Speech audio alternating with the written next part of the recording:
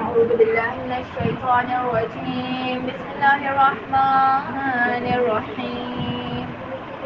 رب اشرح لي صدري ويسر لي أمري واحلل عقدة من لساني يفقه قولي.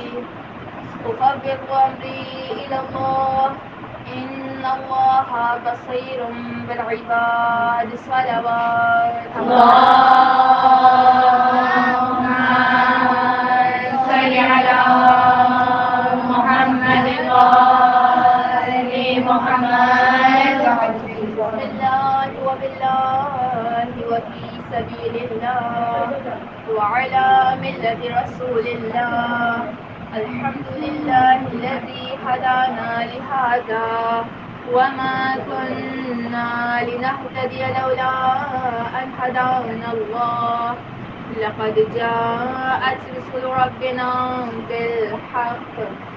الصلاة والسلام على أشرف الأنبياء والمرسلين وعلى أهل بيته الطيبين الطاهرين المعصومين المظلومين. الصلاة والسلام على بقية الله في الأرضين. صلوات اللهم صل على محمد وآل محمد. بسم الله الرحمن الرحيم. يا رب الحسين بحق الحسين اشفي صدر الحسين بظهور الحجة. يا كاشف الكرب عن وجه الحسين عليه السلام. اكشف كربي بحق عقيق الحسين عليه السلام.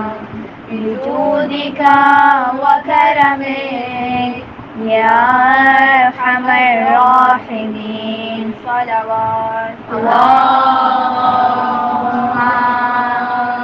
صل على محمد وآل محمد. تمام تر تعریفیں، تمام تر حمد و ثنا زیبا ہے اس پاک پروردگار عالم کے لیے، اس قادر مطلق کے لیے جس نے زمینوں کو اور آسمانوں کو 6 دن میں پیدا کیا. سبحان اللہ. وہ مالک کائنات، ایسا جاننے والا، ایسا علم رکھنے والا کہ جو زمین کے اوپر ہو یا زمین کے نیچے ہو، آسمانوں کی طرف جانے والا ہو یا آسمانوں سے اترنے والا ہو، ہر چیز کو جانتا ہے. وہ مالک کائنات ایسا خبیر ہے، ایسا خبر رکھنے والا ہے کہ سورہ حدید کی ابتدائی آیات میں فرما رہا ہے کہ تم جو کچھ کرتے ہو وہ اسے دیکھ رہا ہے. بے شک تم جو کرتے ہو وہ اسے دیکھ رہا ہے، اور زمین و آسمان میں جو کچھ ہے سب اسی کی تصویر کر رہا ہے. بے شک. یہ ایک بات جو ہم سب کو اپنے ذہنوں میں محفوظ کرنی چاہیے کہ اگر انسان فقط یہ سمجھ رہا ہے کہ ہم ہی ہیں جو اپنے رب کی عبادت کر رہے ہیں، ہم ہی ہیں جو اپنے رب کے آگے سجدہ کر رہے ہیں، ہم ہی ہیں جو اپنے رب سے دعائیں مانگ رہے ہیں، تو یہ اس کی خام خیالی ہے. کیونکہ پروردگار عالم کلام بلاغت النظام میں ارشاد فرما رہا ہے زمین و آسمان میں جو کچھ ہے پروردگار عالم کی سب تسبیح کر رہے ہیں.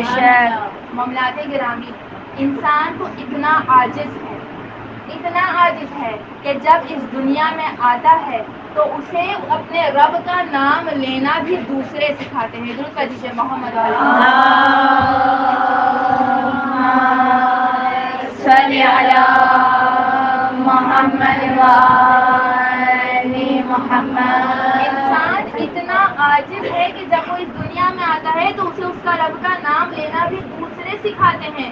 پھر وہ وسیلے تلاش کرتا ہے، درسگاہوں میں جاتا ہے، کتابیں پڑھتا ہے، علوم سیکھتا ہے، پھر جا کر اسے یہ علم حاصل ہوتا ہے کہ کس طرح مناجات کی جاتی ہے.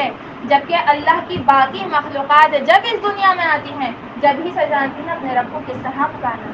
اگر ہم ایک چھوٹی سی مخلوق کی بات کریں، چیونٹی 1 سینٹی میٹر سے زیادہ نہیں دے سکتی ہے، تحقیق سے ثابت ہے. ذرا سوچئے کس طرح وہ قطار بنا کے چلتی ہوتی ہیں. کس طرح وہ اپنے رزق تک پہنچ جاتی ہیں.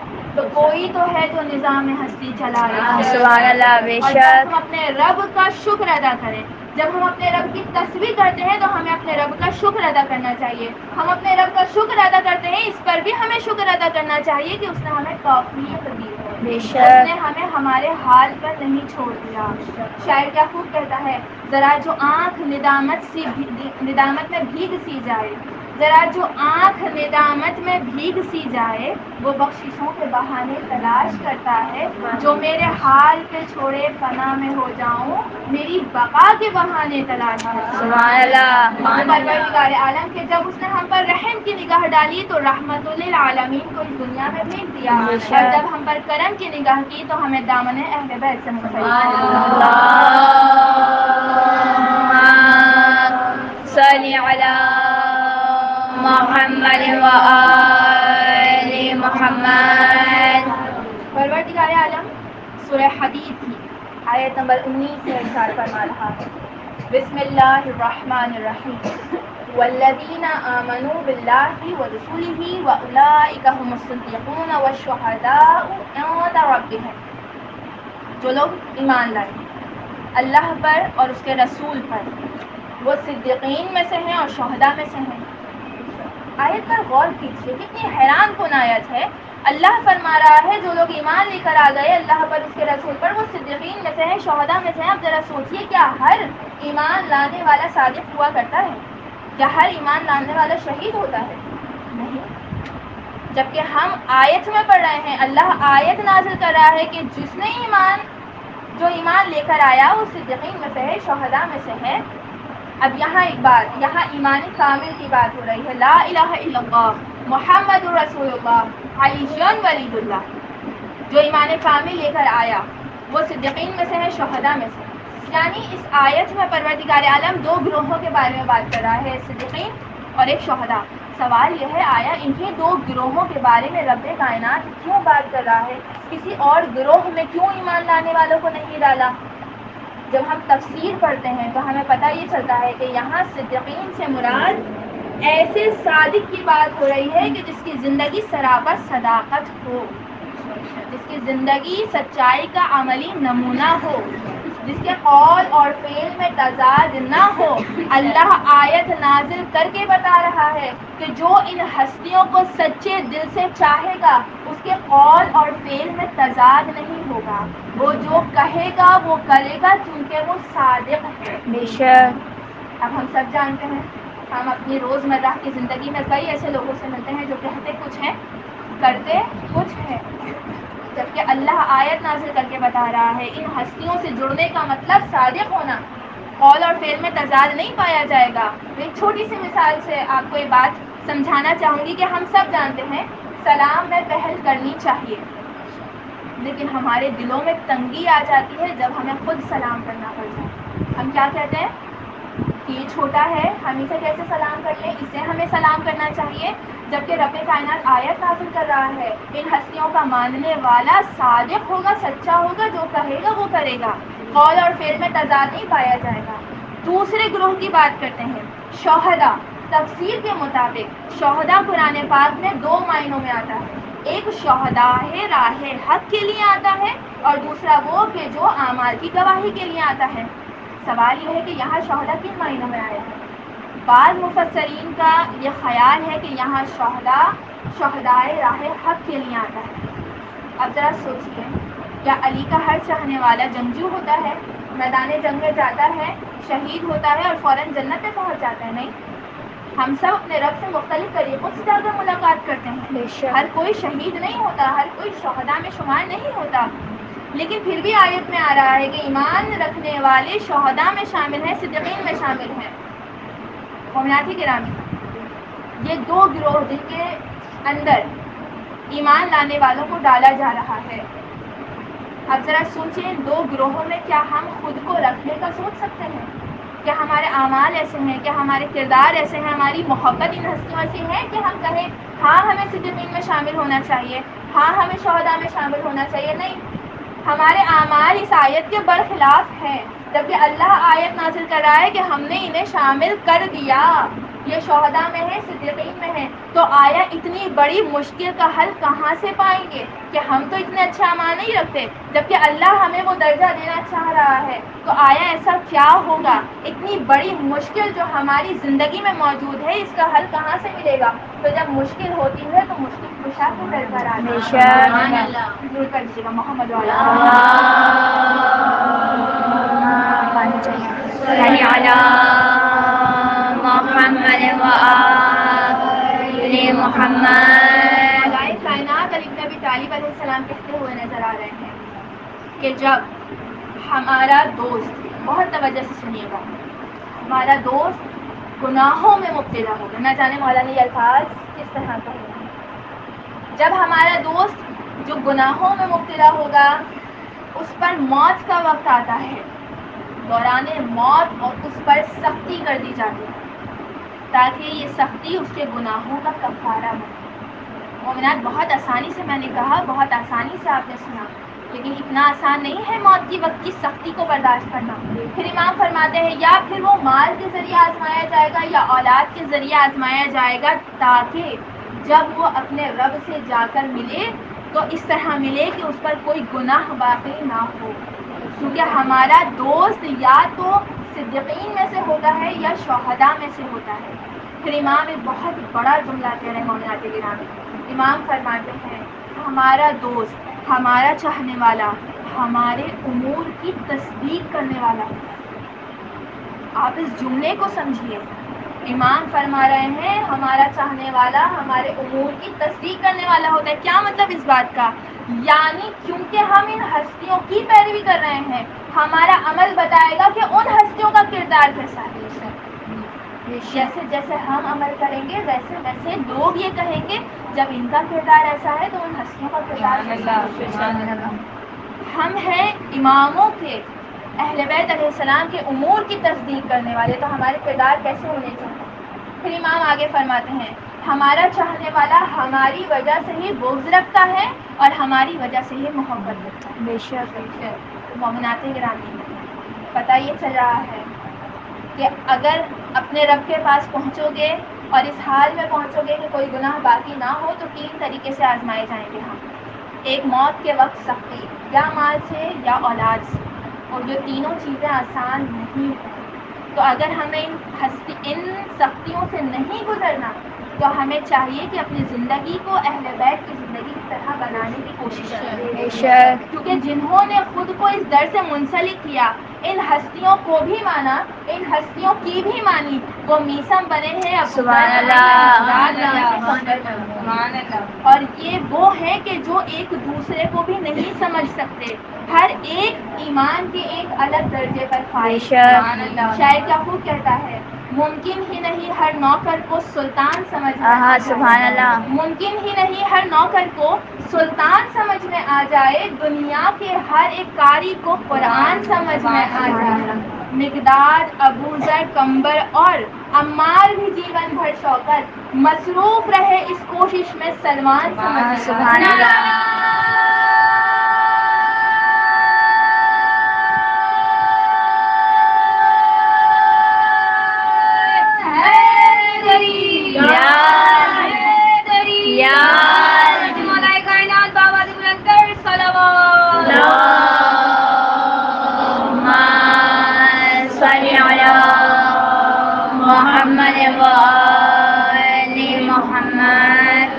تو اب میری حدیث کا عنوان یہی ہے کہ جب کوئی ان ہستیوں سے خود کو منسلک کر لیتا ہے تو کیا کچھ عطا ہوتا ہے.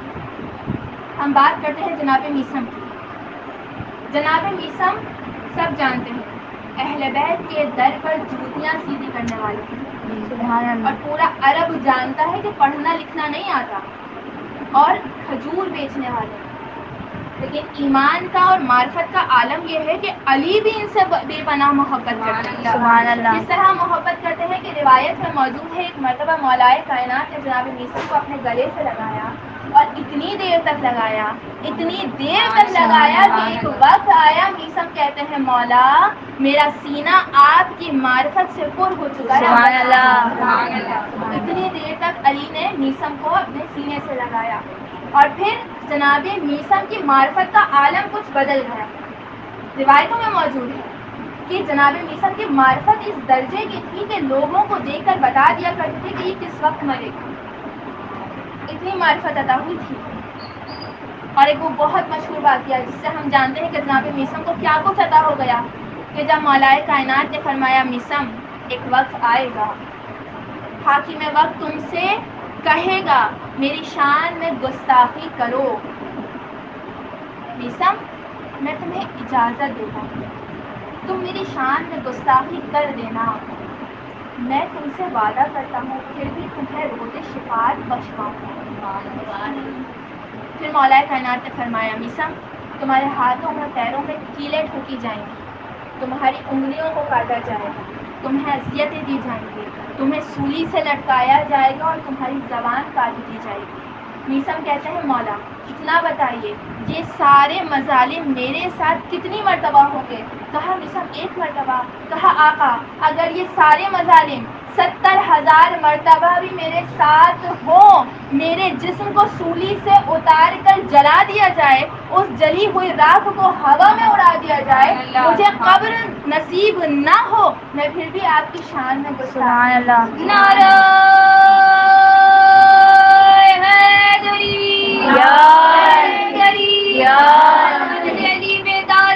لفظوں کو روانی دیتے ہیں، کٹتی ہے زباں کٹ جائے مگر پیغام نے زبانی دیتے ہیں، شاہد ہے ادائے میثم کی، شاہد ہے ادائے میثم کی، ہم ہیں وہ علی کے دیوانے، جس پیڑ پہ سولی چڑھنی ہو اس پیڑ کو پانی دیتے ہیں۔ نعرہ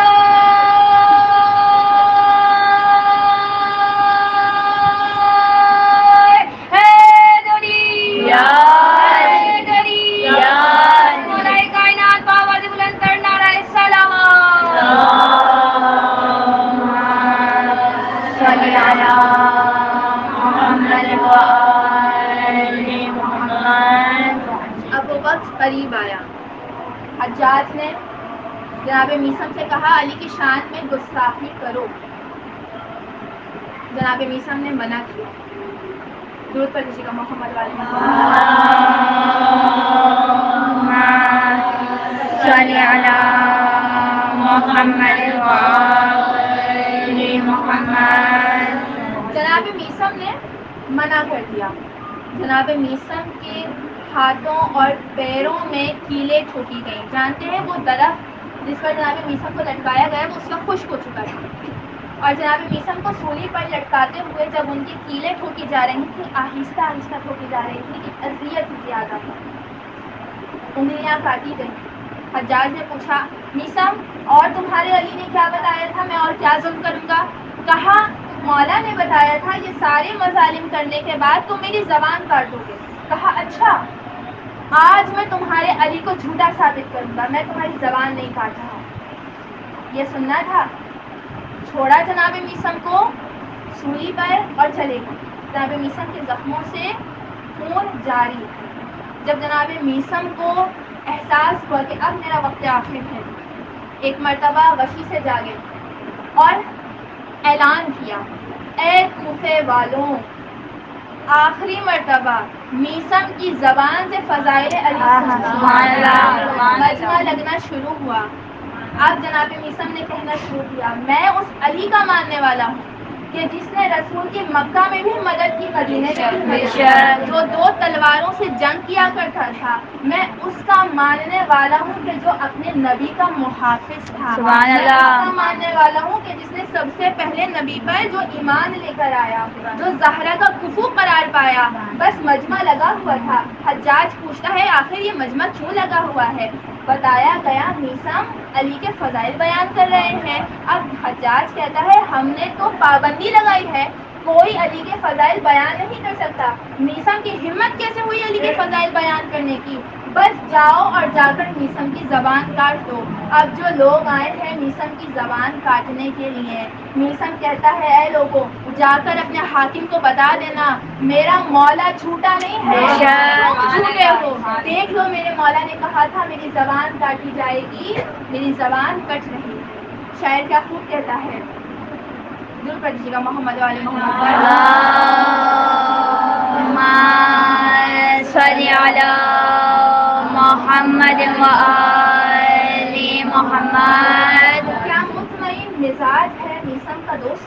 سبحان اللہ. کیا مطمئن مزاج ہے میسم کا دوستو، جاگیر کی طلب ہے نامایاب پسند ہے. اتنے ہرے بھرے ہیں درخت اس جہان میں، لیکن اسے کھجور کا سایہ. سبحان اللہ.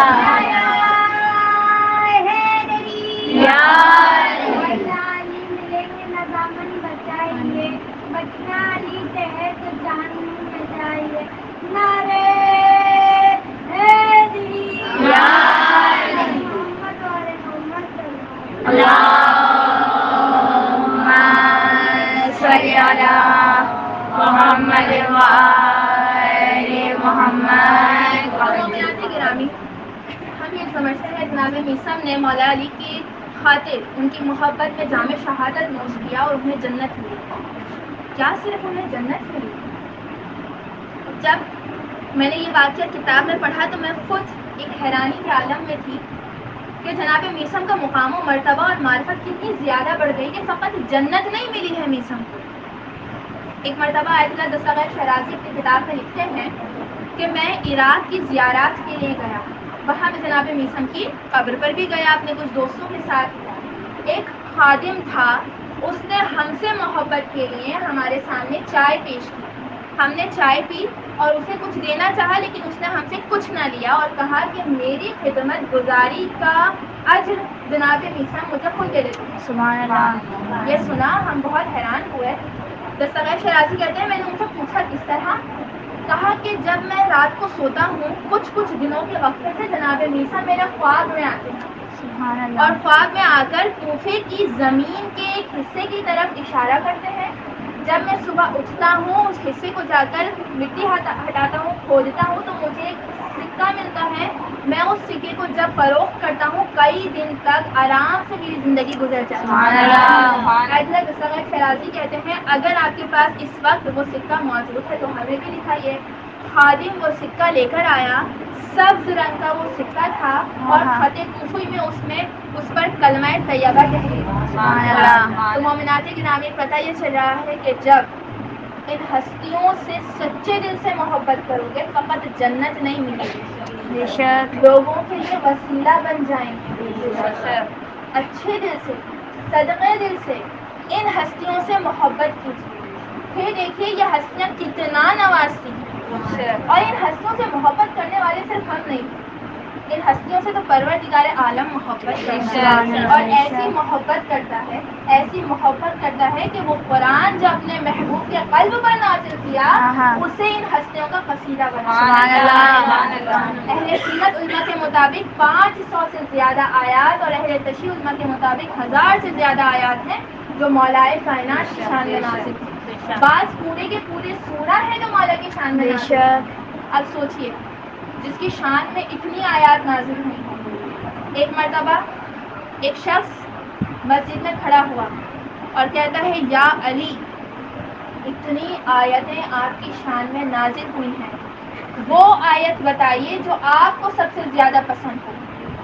اب دیکھیے مولا کی تعریف کی جا رہی ہے نا، ہر آیت میں مولا کی تعریف ہے. اگر ہم اپنی مثال لیں، کوئی ہماری تعریف کرے ہم کتنے خوش ہوتے ہیں، اور اگر کوئی کہے کہ اپنی تعریفوں میں سے وہ تعریف بتاؤ جو تمہیں سب سے زیادہ پسند ہو تو کتنا مشکل مرحلہ ہوگا ہمارے لیے، کیونکہ تعریف تو ہر تعریف ہی پسند کی جاتی ہے. اس میں سے وہ تعریف جو ہمیں سب سے زیادہ پسند ہو ہم کچھ دیر کے لیے رک جائیں گے، ٹھہر جائیں گے، سوچ میں پڑھیں گے، پھر جواب دیں گے. لیکن جب مولا کائنات سے سوال کیا یا علی ایسی آیت بتائیے جو آپ کو سب سے زیادہ پسند ہے، علی نے نہیں کہا ذرا رک جاؤ، ذرا ٹھہر جاؤ، فوراً کہا ہاں ایک آیت ایسی ہے جو مجھے بہت پسند ہے. اب پوچھا یا علی کون سی آیت؟ کہا سورہ رعد کی آخری آیت. کہا یا علی اس میں کیا کہا ہے؟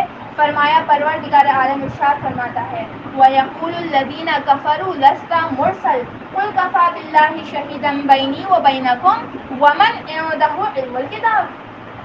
پروردگار عالم فرما رہا ہے اے رسول وہ کافر جو آپ سے آپ کی رسالت کی گواہ مانگ رہے ہیں انہیں کہہ دیجئے اب کوئی گواہ پیش نہیں کیا جائے گا، بس میری رسالت کے لیے 2 گواہ کافی ہیں، ایک وہ کہ جو اللہ ہے اور دوسرا وہ جس کے پاس پوری کتاب کا علم موجود ہے.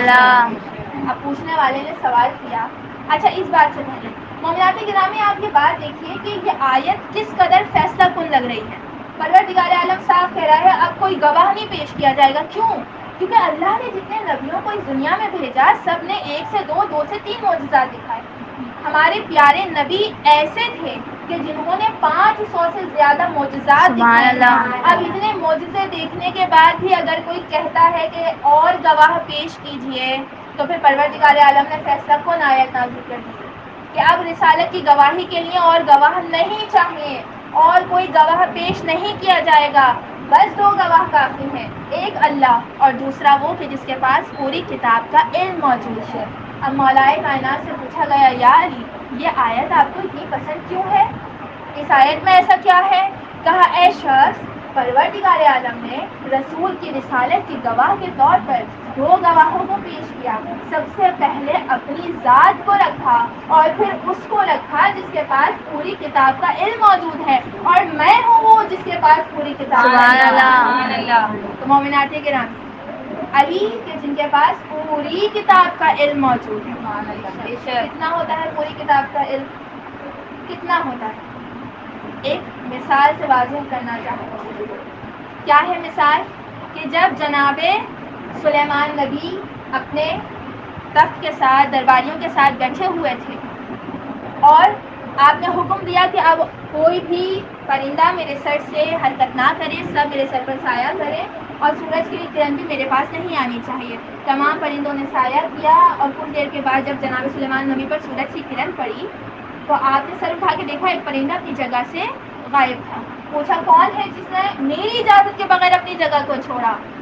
اب تمام پرندوں نے جب دیکھا نبی خدا غضب کے عالم میں ہے, غیظ کے عالم میں, فوراً بتا دیا ہدہد نے اپنی جگہ چھوڑی.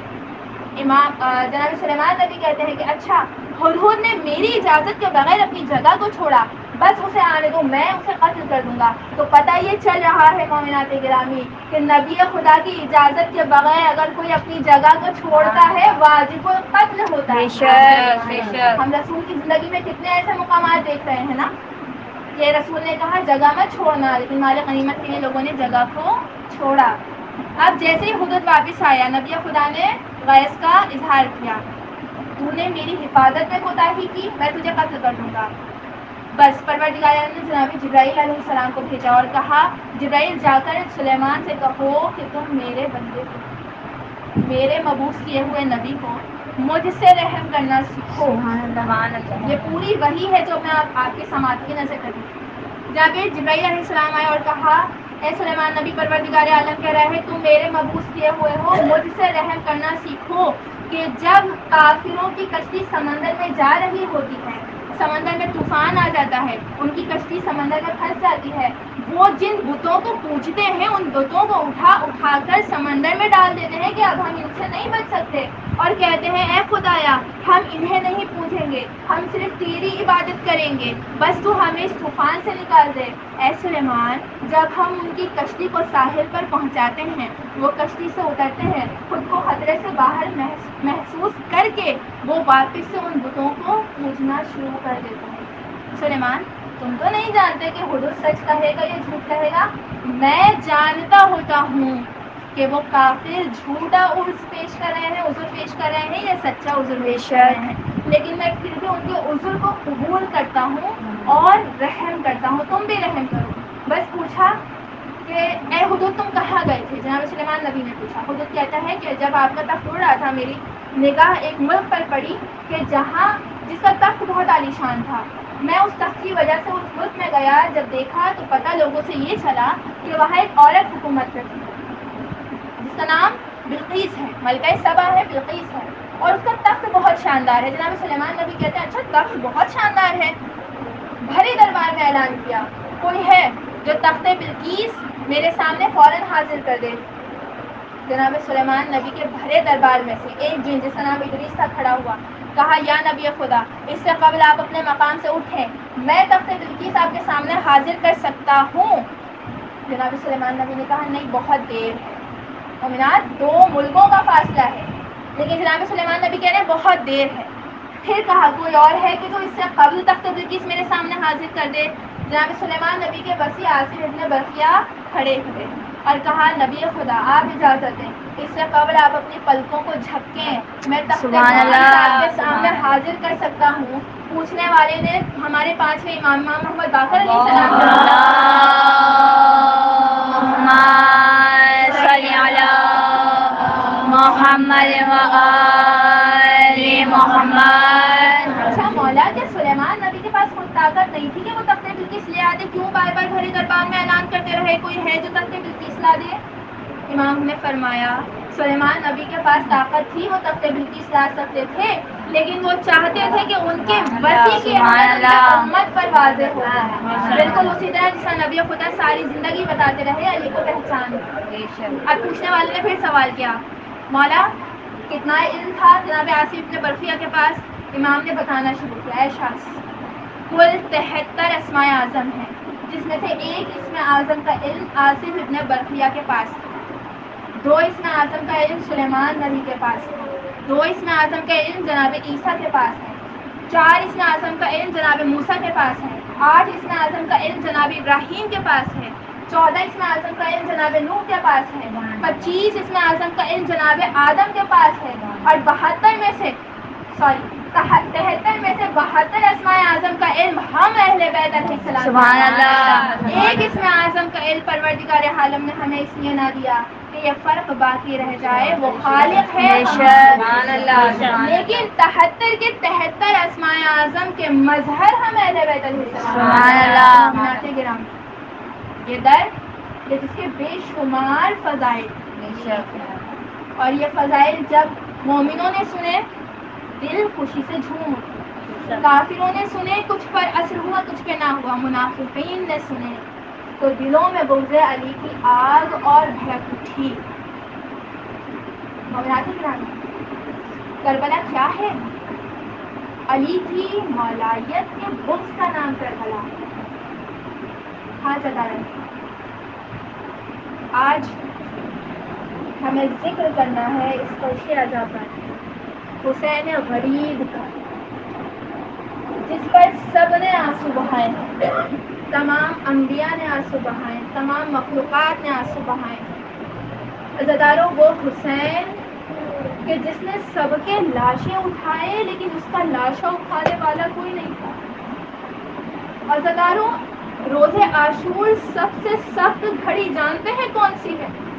عصر کے وقت کی گھڑی ہے مومنات، یہ وہ گھڑی ہے کہ جب حسین کے ہاتھوں پر اصغر کا لاشا ہے اور حسین خیمے کی جانب جا رہے ہیں، اضطراب کا یہ عالم ہے، 7 قدم آگے بڑھاتے ہیں، 7 قدم پیچھے لیتے ہیں اور کہتے جاتے ہیں انا للہ و انا الیہ راجعون، رضا بقضائی و تسلیما لامری۔ ارے حسین نے اصغر کے لاشے کو خیمے کی پشت پر دفن کر دیا، حسین میں ہمت نہیں ہے خیمے میں جائے، ارے ایک مقام پر سر جھکا کر بیٹھ گئے۔ ایک مرتبہ آواز آئی السلام علیکم یا ابا عبداللہ، ارے حسین نے تڑپ کر کہا اس عالم غربت میں کون ہے جو ہمیں سلام کے لائق سمجھ رہا ہے؟ ارے تڑپ کر کہا کانا برید الصغرا، میں صغرا کا قاتل ہوں، صغرا کا خط لے کر آیا ہوں۔ عزادار حسین نے خط پڑھا ہے نا، اس میں لکھا تھا بابا سب سے پہلے اصغر کی خیریت بتائیے گا۔ حسین نے قاتل کا ہاتھ پکڑا، اصغر کی قبر پر لائے اور کہا یہ ہے صغرا کے خط کا جواب۔ حسین آئے ہیں خیموں میں، سلام آخر کیا ہے رباب و سکینہ، اے زینب ام کلثوم، ارے حسین کا آخری سلام قبول کرو، ارے حسین کا آخری سلام ان عورتوں پر جن کے مرد ہماری نصرت کرتے ہوئے مارے گئے۔ اب حسین آئے ہیں خیموں سے باہر، ایک مرتبہ دائیں دیکھا، ایک مرتبہ بائیں دیکھا، تڑپ کر کہا اے میرے شیروں، اے میرے شیروں۔ ارے حسین کو کوئی سوال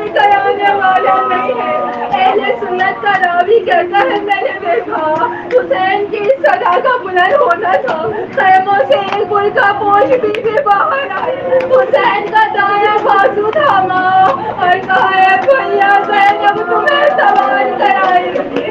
ارے حسین میدان کارزار کی طرف چلے ہیں عزاداروں، حسین نے 3 حملے کیے ہیں اور ایسے حملے کیے، ارے لشکر یزید کوفے کے دارالعمارہ سے ٹکرا گئی ہے۔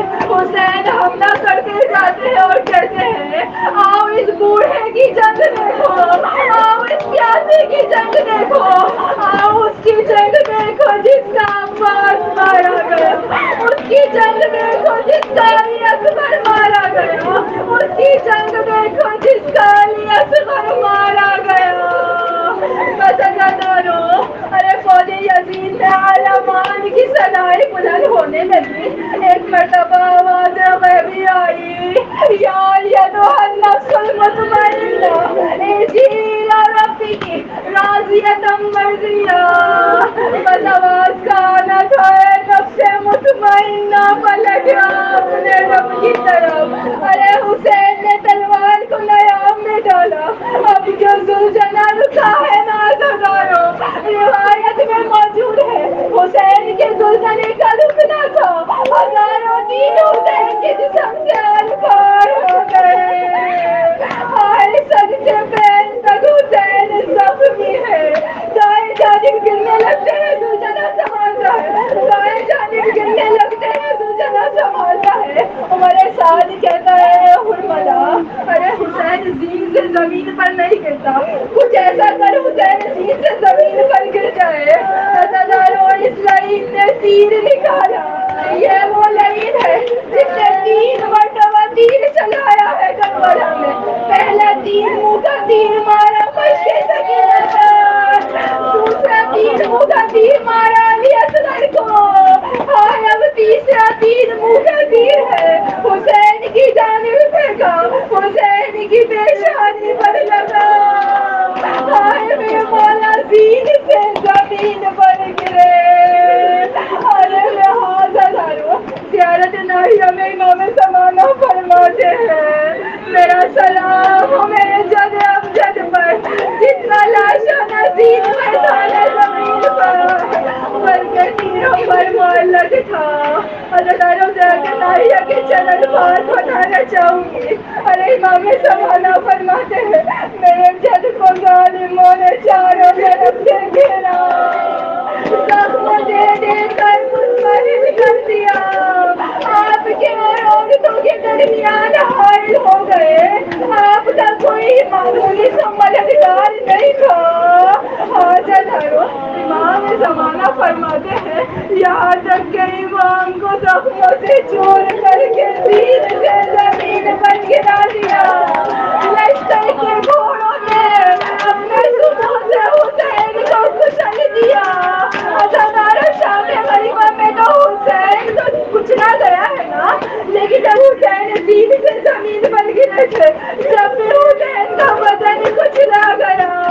امام زمانہ فرماتے ہیں حسین کی پیشانی پر موت کا پسینہ آ گیا تھا، آپ اپنے دستوں کو کبھی سمیٹتے تھے کبھی پھیلاتے تھے۔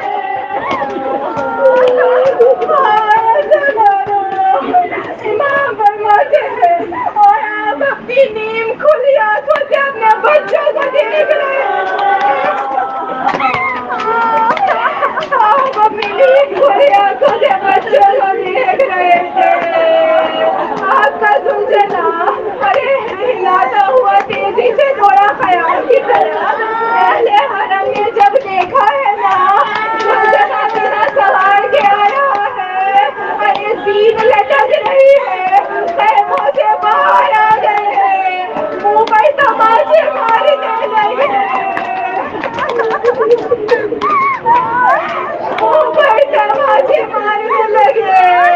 امام زمانہ فرماتے ہیں یہ وہ وقت تھا جب شمر سینے پر سوار تھا، خود خنجر پھیر رہا تھا، اپنے ہاتھوں سے آپ کی ریشے مبارک کو پکڑے ہوئے تھا۔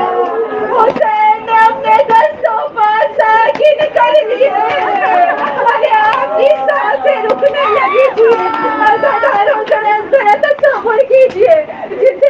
کیا کیا جا رہا ہے، وہ تڑپتا ہے، میں نہیں جانتی حسین نے بدن صوفہ کیوں ثابت کری ہے، اس کی ایک وجہ تھی حسین جانتے تھے میری ماں فاطمہ، میری ماں فاطمہ میرے پاس مجھے دیکھ رہی ہے، اور یہ بی بی زہرا آپ کے حسین کا پرچہ دے رہے ہیں، ہمارے اس پرچے کو قبول کیجیے۔